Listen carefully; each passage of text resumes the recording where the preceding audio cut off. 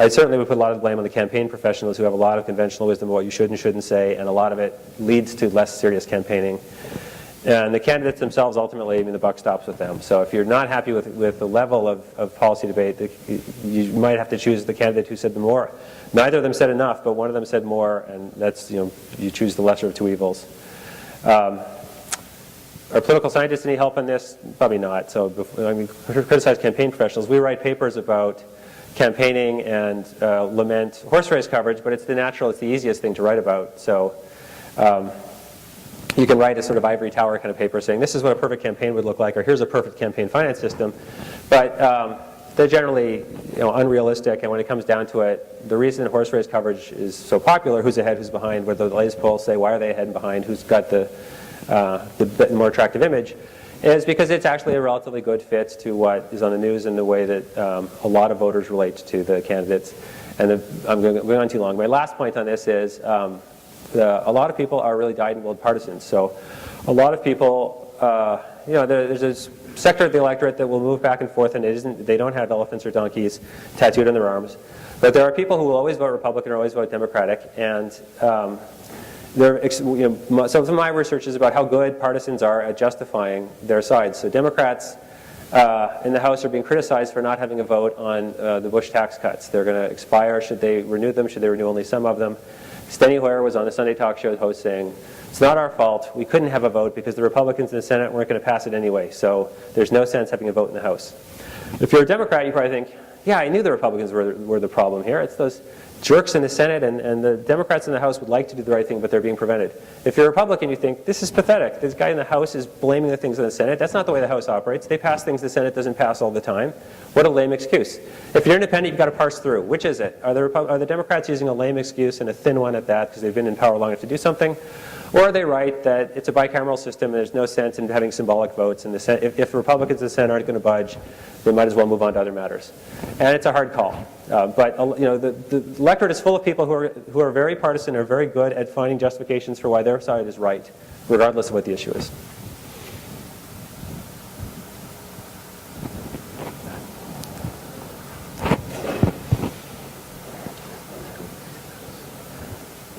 Hi, I just have one quick question. How do you believe that the corruption of recent Illinois politicians is going to affect the upcoming Illinois elections? So the corruption of Illinois politicians? Yeah, the Illinois politicians. So Illinois has a long and unfortunately robust tradition of corruption cases. If you count just go by governors who've been arrested, indicted, convicted, we're number one, at least in the post-war era. I wrote a piece on this, 2 years ago, where I compared Illinois to Italy. And I said Italy, for a long time, had a sort of funny tradition of saying, well, Italian politics are corrupt, we all know it. And they kind of, with a chuckle and a wink and a nod, said, that's Italy, that's the way it works here.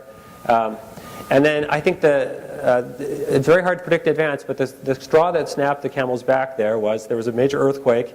A lot of money was set aside for earthquake relief. It was completely sucked up by other things. In classic Italian politics, it was just all went off to political funds, and there was no earthquake relief whatsoever. And that set in motion a series of real sort of political earthquakes following that. The Italian party system blew up. The Christian Democrats, the Social Democrats, who'd been the dominant parties, both basically disappeared. They turned into tiny little shadows of their former selves. New parties came around. Silvio Berlusconi, the media magnate, invented Forza Italia, let's go Italy, came out of nowhere, became the prime minister. So Italian politics were turned on their head.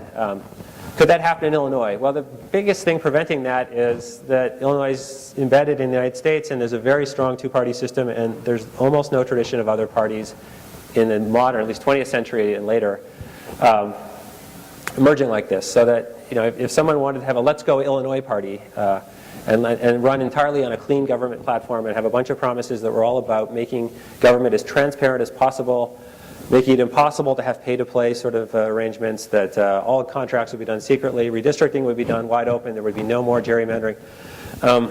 You'd still, first of all, you need someone with massive popularity and a lot of money, and it's still a big uphill climb in the U.S., much more than anywhere else, to get another party into the picture at all. It happens in Canada, it happens, even though that's a system with first-past-the-post voting like the United States, where most votes win district by district, but it doesn't happen here.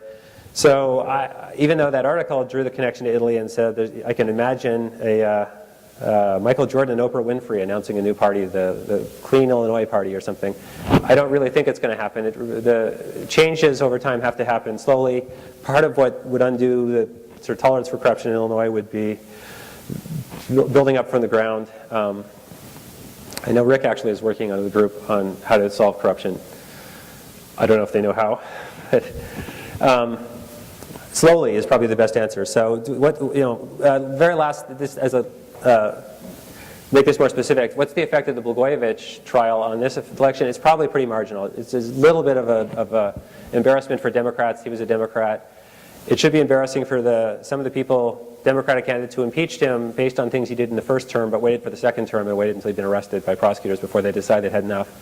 But because he didn't actually take the stand and name names and fill the headlines with tales of Illinois politics for days on end, it mainly has melted away, and I don't think he's really casting a very big shadow on this election.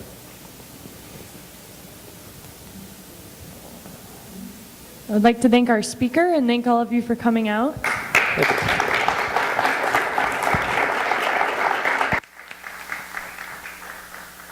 And on behalf of the